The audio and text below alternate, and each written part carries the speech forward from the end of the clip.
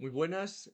Vamos a continuar entonces ahora con el estudio de la magnetostática con tres partes que nos hemos dejado y que le dan una dosis de realidad importante al estudio de la magnetostática.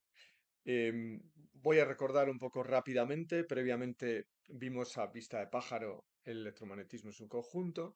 Después vimos los principios de la magnetostática en el vacío y a continuación de la magnetostática en la materia, donde vimos pues qué es lo que ocurre con la respuesta de la materia como expresión de esos dipolos magnéticos moleculares que dependiendo del efecto que predomine en unos materiales u otros, pues su respuesta es distinta y que luego que lo condensamos todo en esos vectores de magnetización y en el vector de intensidad de campo magnético.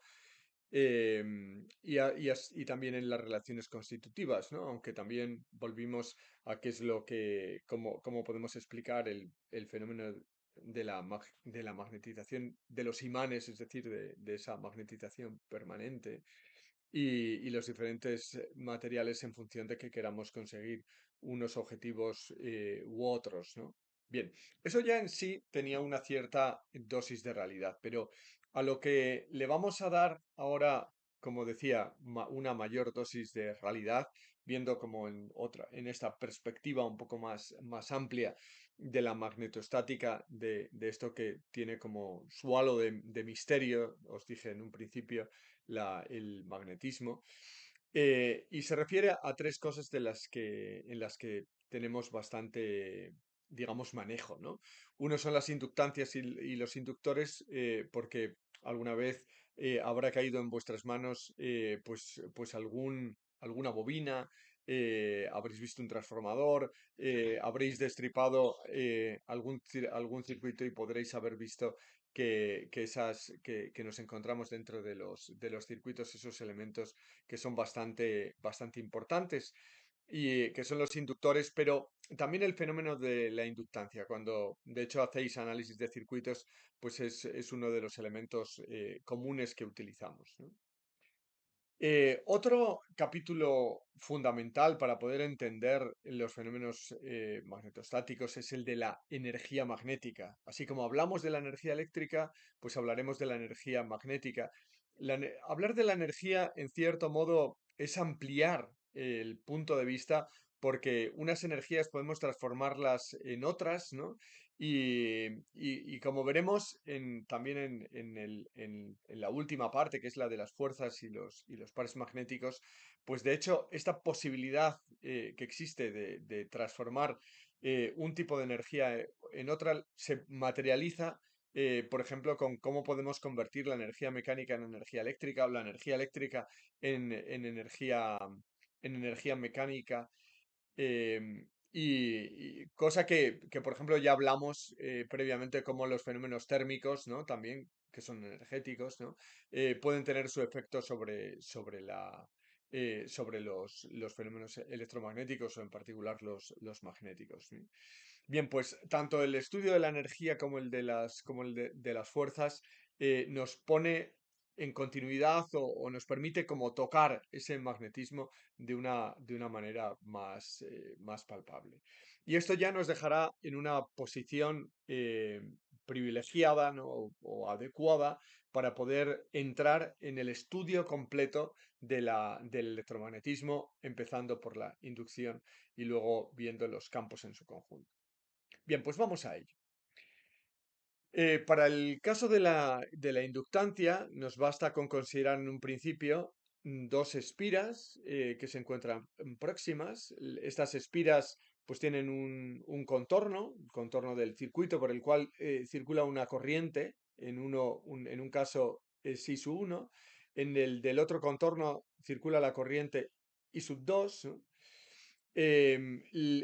Estos contornos por los que circula esa corriente tienen una superficie o son los límites de una superficie, en un caso S1 y del otro caso S2. Dadas las ecuaciones de Maxwell que habíamos visto, la ley de Gauss en particular, tened en cuenta que no es fundamental que dónde esté colocada S1, es decir, es arbitrario. O sea, daos cuenta que existen casi infinitas superficies, ¿no? Que están circundadas por estas curvas, C1 y C2, ¿no? Y de hecho nos da lo mismo, ¿no? Porque, de hecho, la ley del flujo en magnético, pues nos asegura que da igual el tomar una superficie u otra. Bien, el flujo magnético, tal y como lo hemos visto, podemos considerar ahora el flujo magnético del campo BS1. Fijaos, ahora tenemos una corriente, consideramos al principio solamente la corriente I1. Esta corriente I1 va a dar lugar a un campo magnético, que es el que está representado en la figura. Este campo magnético BS1 sus líneas de campo van a atravesar la superficie S2. Con lo cual podemos ver cuál es el flujo de este campo BS1 que atraviesa la superficie E2, S2. ¿No? Bien, pues este será justamente el producto escalar de BS1 por todos los elementos diferenciales de la superficie.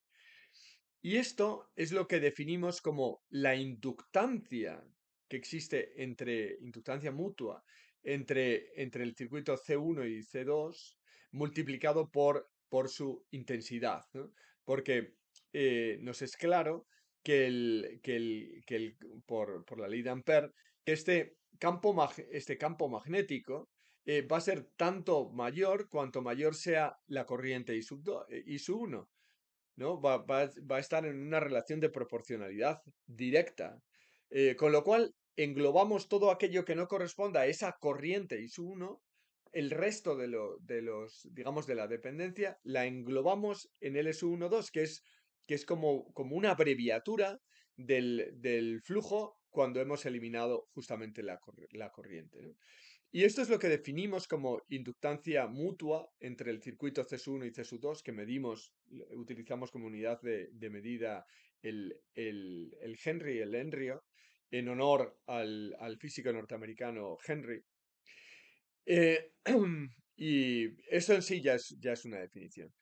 Pero normalmente, cuando lo que queremos es lograr un buen acoplo entre un circuito y otro, porque como veremos luego cuando estudiemos la inducción electromagnética, pues el hecho de tener este flujo magnético de un circuito sobre el otro va a tener sus efectos, se va a transcribir en una fuerza electromotriz de la cual ya hablaremos, que de hecho ya habéis estudiado en estudios previos, y que en análisis de circuitos también la habéis considerado, porque es la tensión que consideráis en una inductancia. Bien, pues cuando lo que nos interesa es conseguir un flujo notable, como por ejemplo ocurre en los transformadores, pues no nos limitamos a tener un circuito que afecta a otro circuito, sino que a uno de los circuitos pues le damos muchas vueltas, porque cuantas más vueltas le demos, el equivalente es a tener más corriente que genera, digamos, un flujo pues cada vez mayor, ¿no? Si tenemos el doble de vueltas es como tener dos veces la corriente, 3, 4, n, pues tendríamos n veces el mismo campo y por lo tanto el flujo aumentaría en la misma proporción.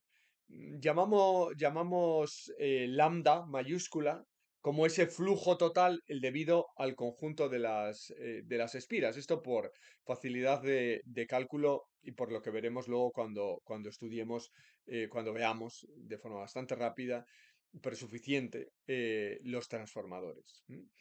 El flujo conjunto sobre la superficie S2, pues el que ejerce, digamos, esta corriente I1 sobre el circuito 2, pues va a depender del número de vueltas que tengamos en el segundo circuito. Si en lugar de un único circuito tenemos N sub 2, pues entonces esto va a ser em, este flujo neto va a ser n sub 2 veces el que tendríamos para una única vuelta. Y definimos la inductancia mutua de nuevo como lo definíamos antes, con lo cual tenemos ya una definición un poco más amplia que nos vale para cuando tenemos un número de vueltas n sub 2. Y en este caso, bueno, b sub 1, digamos, aquí no estamos representando las vueltas que tenemos en el primero de los circuitos. Pero hablamos también de autoinductancia, y es lo que habéis utilizado en teoría de circuitos, en análisis de los circuitos, como el flujo magnético producido por la corriente I sub 1 sobre sí mismo, es decir, sobre el propio circuito 1. O sea, este campo B sub 1, el generado por la corriente I sub 1, también atraviesa este propio circuito 1 que puede tener muchas vueltas, con lo cual tenemos una inductancia sobre el mismo circuito. Esta es también notable y por razón de, como veíamos en la ley de Biot-Savart, el campo decae con la distancia, con lo cual, si no tenemos distancia, estamos hablando del mismo, de los mismos elementos, del mismo circuito, la distancia se minimiza y por lo tanto el flujo que existe con el propio circuito es mayor que el que tenemos a una cierta distancia. Pues este flujo de autoinducción será n sub 1 veces. Y esto va a ser siempre superior, como os decía, al debido al flujo de la corriente I sub 1 sobre I sub 2 multiplicado por el número de vueltas n sub 1. Y este valor, que será el de la autoinductancia, pues como veíamos aquí, pues en el otro caso, pues ahora va a depender del número de vueltas del primero de los circuitos y por el flujo de B sub 1 sobre sí mismo, sobre la superficie S1. Llamamos inductor, hay que distinguir la inductancia del inductor. El inductor se trata de esas estructuras de conductores y de materiales magnéticos que están diseñados para proporcionar una cierta autoinductancia, con objeto de lograr determinados efectos sobre un circuito, por ejemplo, cuando se realizan filtros, cuando se quiere lograr una...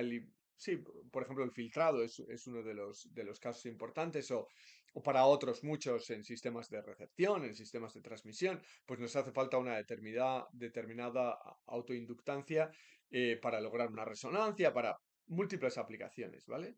Bien, pues cuando queremos conseguir una determinada autoinductancia, pues construimos el sistema, y este sistema que genera esa autoinductancia, que da lugar a esa autoinductancia, es lo que llamamos el inductor, que muchas veces nos referimos a ello también como bobinas, ¿no? Y que además el S1, el S11, es decir, este factor, esta cantidad de autoinductancia, representa la capacidad de almacenamiento de energía magnética. Si recordáis, los condensadores estaban caracterizados por su capacitancia. La capacitancia era la capacidad que tenía de almacenar energía eléctrica. Bien, pues ahora tenemos la autoinductancia, que es la capacidad que tiene este sistema para almacenar energía magnética. El almacenamiento de energía magnética de las bobinas, de los inductores, junto con la capacidad de almacenamiento de la energía eléctrica, como veremos, es el equivalente a lo que luego veamos con las ecuaciones de Maxwell, de poder intercambiar energía eléctrica con energía magnética y establecer las oscilaciones que nos hacen falta para lograr pues múltiples objetivos, como por ejemplo en transmisión de información, en filtrado, en la recepción, etc. Vamos a ver un ejemplo de cálculo de estas inductancias para sistemas sencillos. En un caso puede ser el del inductor toroidal. Se trata de un toroide como el que veis en la imagen. Puede ser un material magnético que nos permite lograr también autoinductancias mayores en menor volumen.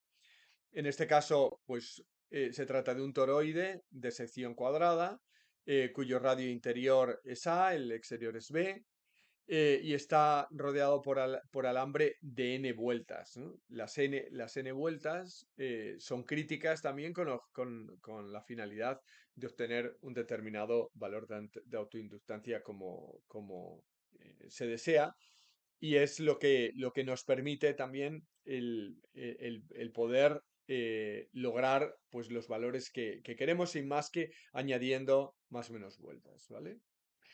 En un principio, para el cálculo del campo en el interior, elegimos unas coordenadas cilíndricas, ¿no?, orientadas en el eje de simetría, y aplicamos la ley de Ampère a un camino cerrado, como el ilustrado en la figura, que vaya por el centro del toroide. Aquí lo que va a ocurrir, o sea, por la simetría de toda la configuración, es bastante claro, sabiendo cómo es el campo que genera una espira, que va a ir por el centro, va a ir y va a ser perpendicular a cada una de esas vueltas, ¿no? Es perpendicular y entonces siempre lleva la dirección de phi. De esta manera podemos describir, antes inclusive de saber cómo va a ser, que B va a tener un valor constante si nos movemos siempre a la misma distancia del origen, y siempre esa dirección radial, o esa dirección en phi. ¿M? La, la unidad, o perdón, el elemento diferencial de longitud, pues va a tener la dirección del vector unitario phi y el diferencial de ángulo phi. El flujo de B, al recorrer todo el circuito C, aquí está representado el circuito C, podemos ver fácilmente por esa homogeneidad que va a ser bueno, diferencial de L, el diferencial de L va a ser R. Uy, perdón, aquí se me ha olvidado. Esto será el diferencial de longitud. Aquí faltaba multiplicar por R, obviamente, ¿no? Si estamos a una distancia radial R, ¿no?, que es donde estamos realizando esta integración, tenemos este valor de R, ¿no? O sea, la R se me olvidó aquí. Em, entonces, al integrar, pues fácilmente podemos ver que esto es 2pi r por el valor constante, ¿no? Y utilizando la ley de Ampère, tiene que ser igual a la corriente total encerrada por esa curva. Daos cuenta de que serán n veces la corriente, porque tenemos toda esta corriente, que aquí es ascendente, va hacia arriba, con lo cual, aplicando también la ley que habíamos visto de la mano derecha, podemos ver que van a tener las direcciones que estamos representando en la figura, y va a ser mu por n veces las vueltas por i. Con lo cual ya tenemos el valor de B y tenemos descrito entonces B de forma completa en el interior, y que, como veis, depende de R. Entonces, para calcular ahora el flujo total en toda la superficie, en toda esta superficie, va a ser igual. Vamos a despreciar los efectos que pueda haber en el borde, en mayor proximidad vamos a considerar que en la vertical es prácticamente igual, es prácticamente constante, y de hecho es una asunción bastante aceptable.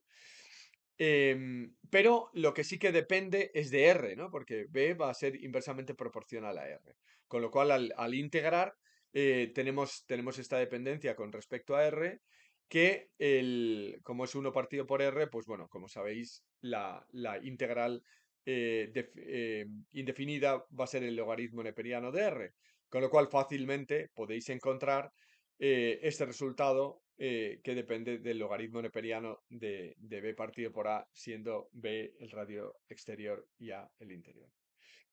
Considerando todas las vueltas, porque esto sería para una única vuelta, para todas las vueltas, las n vueltas, pues vamos a tener n veces. Y como teníamos que el flujo en uno de ellos dependía de n, pues nos va a aparecer n cuadrado como la dependencia del flujo total.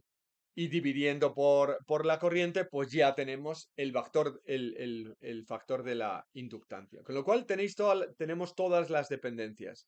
Podemos entonces calcular por diseño cómo va a ser la autoinductancia.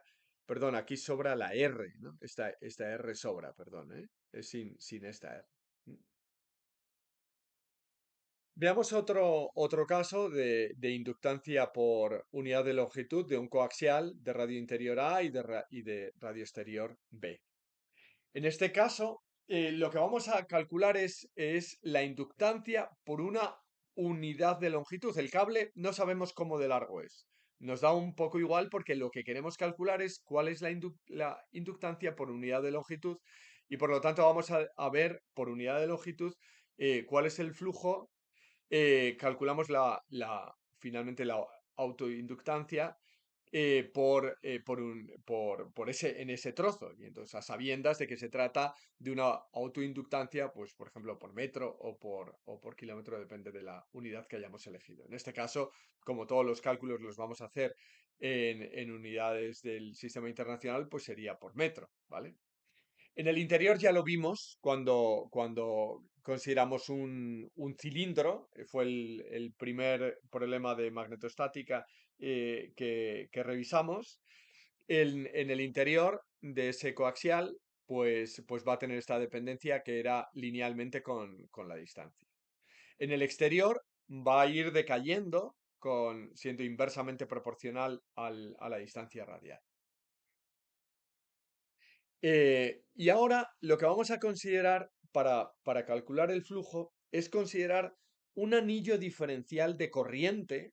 O sea, si aquí vamos a suponer que toda la corriente se distribuye de forma homogénea en el conductor interior.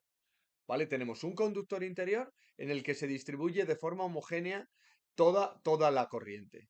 Y tenemos un conductor exterior, ¿no? Por el que vuelve esa misma corriente. Y ahí nos olvidamos un poco del grosor, porque la autoinductancia la vamos a calcular hasta este punto.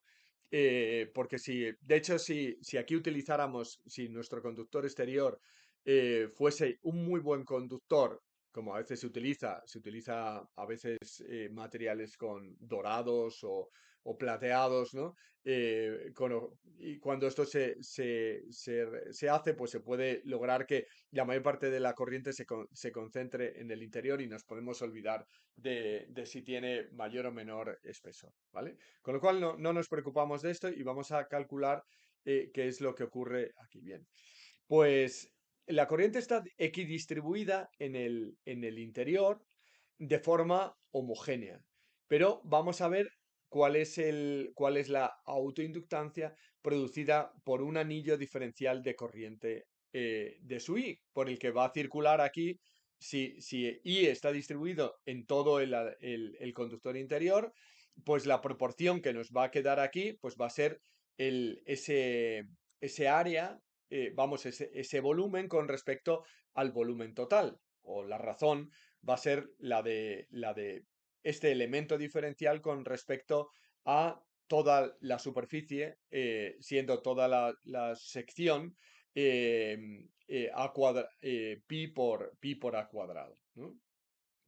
Con lo cual, el valor, el diferencial de flujo, vamos a poder distinguir dos partes, ¿no? Por una parte, va a tener el campo que genera B 1 sobre este conductor, y luego vamos a tener el campo exterior, el campo B 2, ¿no? Y vamos a considerarlo desde A hasta B, porque en el resto podemos suponer que es cero, el campo queda compensado, las corrientes quedan anuladas, las interiores y las exteriores, aplicando la ley de Ampère, fuera ya no va a haber campo. Con lo cual esto sumaría todos los campos de nuestro interés. Como sacando fuera todas las constantes, nos queda en el interior aquí una integral de R y en el exterior una integral que es diferencial de R partido por R, lo cual es trivial. La solución de estas integrales, esto va a ser con R cuadrado partido por 2, la integral indefinida, y en este caso es el logaritmo neperiano de A.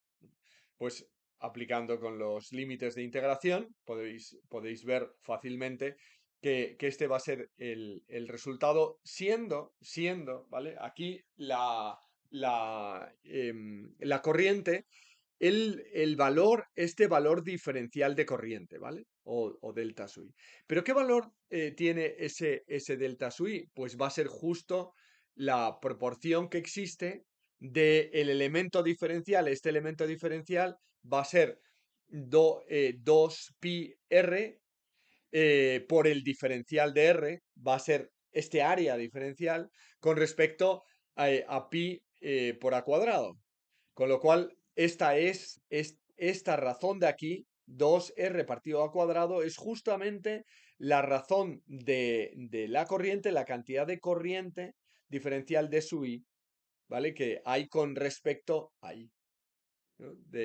Y ahora sí podemos integrar, bueno, esto como se trata de una densidad, de un flujo, son Weber, y como estamos calculando por unidad de longitud, pues serán Webers por metro. El flujo causado ahora por toda la corriente interior, lo que tenemos que considerar es no solamente este diferencial de corriente, sino todos los diferenciales de corriente desde aquí hasta aquí, desde 0 hasta A. Bien, pues integrando desde 0 hasta A, el flujo que hemos visto antes, em, pues tenemos esta relación que no es más que el resultado de integrar la que hemos visto previamente. Y fácilmente podemos de nuevo encontrar, son integrales sencillas, que el flujo total va a tener este valor. Nos bastará ahora dividir por la corriente para calcular la inductancia por unidad de longitud. Dividiendo por la corriente tenemos este valor. Y lo interesante es que, fijaos que si B fuera igual a A, estaríamos hablando solamente del conductor interior. Es decir, B se ha pegado aquí, ha desaparecido casi el coaxial, tenemos un único cable conductor. Esto valdría 0, esta componente tendría 0, por lo tanto, esta primera parte es la inductancia interna, es decir, la autoinductancia del cable conductor consigo mismo. Y el otro elemento sería la inductancia externa. Ocurre en los coaxiales, en especial cuando estamos hablando en alta frecuencia, que la corriente del conductor interior se mantiene en la superficie. Y entonces en el interior no se cumple esa asunción que hemos hecho de que existe una distribución homogénea de corriente. Cuando no se hace esa asunción y la corriente está en el exterior, entonces desaparecería esta inductancia interna y solamente tendríamos esta inductancia externa. Con lo cual podéis saber también cuál es la inductancia de un coaxial por el que no circula corriente en el mazo del conductor interior, sino solamente en la superficie del conductor interior y en la superficie del conductor exterior.